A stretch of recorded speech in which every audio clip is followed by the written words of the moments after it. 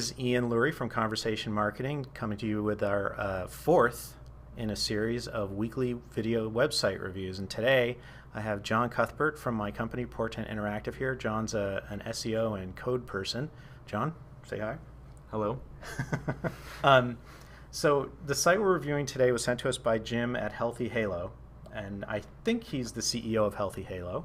Jim, you'll have to verify that for me in the comments. But taking a look at the site, you didn't give any real specific guidelines, so I've just come up with some general things I think you should do on the site. The single most important thing is you got to decide what the goal is for people who are coming to the site. What do you want them to do? Now, I'm assuming you want them to pick up the phone and call you. Having them fill out a form is great, but generally your audience, in a large part, is going to be contacting you using fairly direct means. They want to talk to the person, and you want a chance to sell to them. So I would say you want them to pick up the phone, and then maybe as a second option, email you. Given that, I think your homepage and the rest of your site has to have a much clearer call to action. When I land on your homepage, I see this slideshow, which I would actually remove because it's a big distraction to me.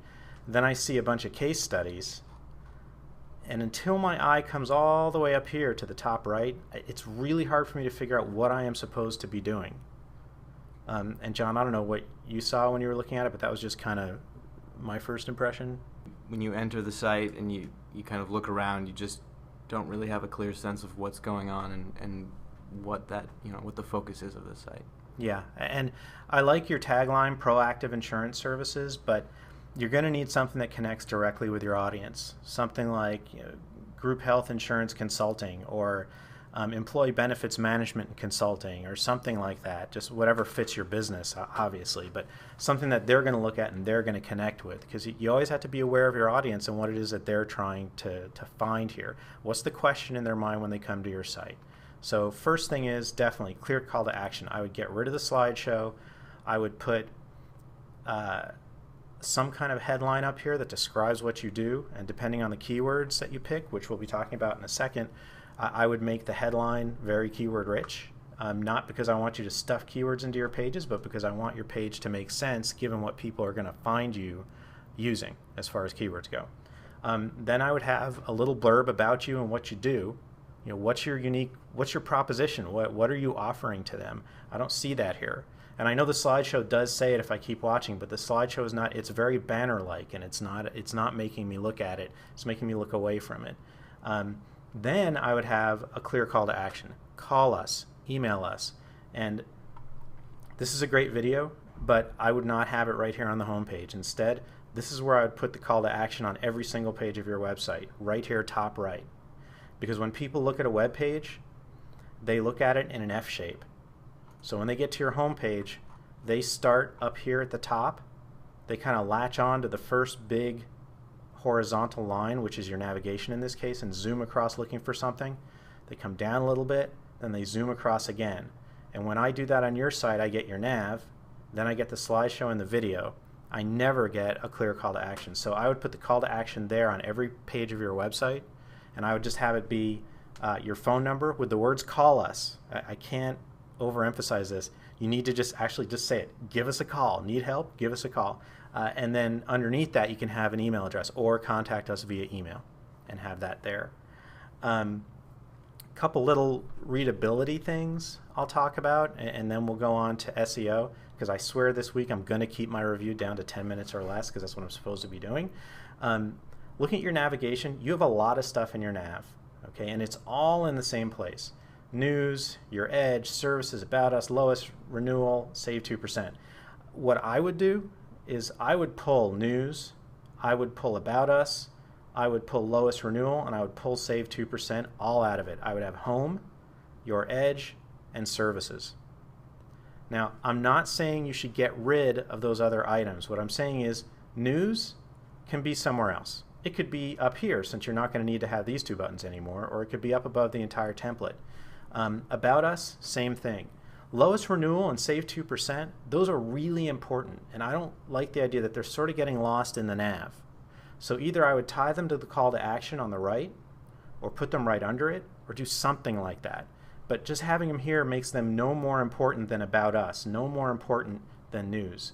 And to be honest, for me, and I'm an employer, okay, and health insurance kills me every year, for me, lowest renewal and save 2% are pretty important. So I want those front and center. You know, maybe even where the slideshow is now, when you put in your blurb that talks about you and what you do, maybe that's included in there. And then those are links to those pages. The only other readability points I'll make here, I would increase line spacing a little bit. Your text is pretty tight. And it's been proven lots of times that the more you loosen up line spacing, the bigger the line spacing, the easier an online page is to read. I would also, down here in the footer, make your address a lot bigger, because personally, for me at least, I can't read it.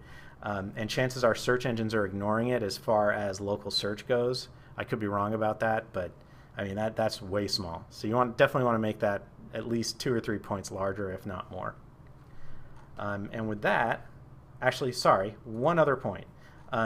You have all these case studies on the homepage. There's nothing for me to do after I read the case studies. So like I read saved over $25,000 on premiums. I'm like, wow, that's great. You know, I want that. What do I do now? Do I click something? There's nothing to click. So what you want to do then is, you know, have a link, like click here to learn about our services, or read more about Jim Carlson, or whatever you want to do, but have a link that gives me the next step in the process. You should always be giving me the next step. You should lead me by the nose to every step in the process. And with that, we'll move on to SEO, which is where John and I are going to kind of team up a little bit here. Do you want to start? Sure. Okay. We'll start with headers.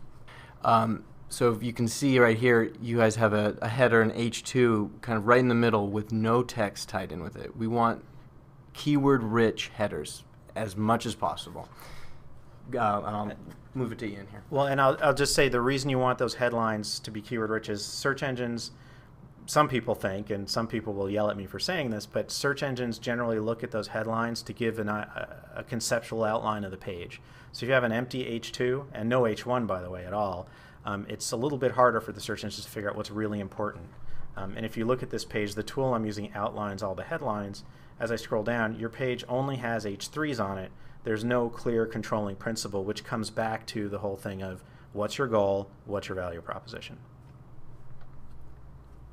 And then in regards moving from headers to keywords, so there's some really great tools that we can use to kind of discern what keywords we want to put into those title tags and those headers. The most basic one is Google AdWords. You can take the primary keywords for your industry and find out which words are giving you the best what words people are searching for. Yeah, and what I would say there is, Google has this public AdWords keyword research tool. So if you just go onto Google and search for keyword tool, miracle of miracle, Google shows up first. And then this tool is where you can go. And the thing I would add here, and we're almost out of time, so I am going to finish in 10 minutes. The thing I'm going to add here is, right now you're going after stuff like group health insurance and employee benefits. You have no chance of ranking for those phrases. And it's not because you don't have a good site or you're not good at this. It's because there are companies so big that they can't even count how many employees they have that are out there going for rankings for those. So if I do a search on employee benefits, 40 million competing pages, starting with BLS.gov, managementhelp.org, EBRI, Benefit News, Benefits Link. You are not going to compete with these folks. So you want to find niche phrases like, like I said before, employee benefits management, employee benefits consulting, employee benefits planning, and then put Los Angeles into it. Right? Do some local search optimization. Whatever you do, though, you want to target more niche phrases. That's it. I hope this was helpful. If you have any questions about this review or previous reviews, please give me, just drop a comment on my blog at conversationmarketing.com. Also, shameless plug, same one I did last week. I am now offering 1-hour SEO consults with yours truly. You can go to www.portent.com/SEO. Fill out the form there via PayPal, and we'll be good to go. And I'll give you a review like this, only it'll be a full hour on the phone with me. I'll talk to you next week. Thanks.